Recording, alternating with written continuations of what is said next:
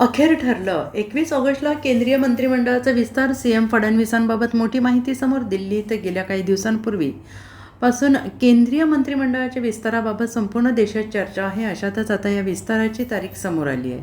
सूत्रांनी दिलेल्या माहितीनुसार 21 ऑगस्टला केंद्रीय मंत्रिमंडळाचा विस्तार होण्याची शक्यता आहे. यात काही नव्या चेहऱ्यांना संधी मिळण्याची शक्यता आहे. त्याचबरोबर धर्मेंद्र प्रधान यांच्या राजीनाम्यानंतर शिक्षण खात्याची जबाबदारी कोणत्या नेत्याला मिळणार हे पाहणं महत्त्वाचं ठरणार आहे. तसेच मुख्यमंत्री देवेंद्र फडणवीस केंद्रात जाणार का, या बहुचर्चित प्रश्नाचे उत्तरही 21 ऑगस्टला मिळणार आहे.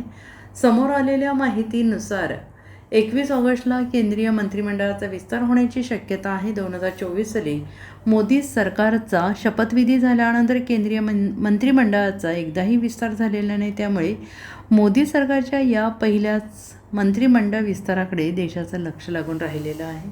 मला अतिशय आनंद आहे की राष्ट्रीय अध्यक्ष आमचे श्री नितीन नबीनजी यांनी एक नवीन टीम घोषित केलेली आहे. अतिशय चांगली टीम आहे. अनुभवी आणि नवीन अशा दोन्ही प्रकारच्या लोकांचं कॉम्बिनेशन केलं आहे. अनेक युवा लोक देखील या टीममध्ये पाहायला मिळत आहेत.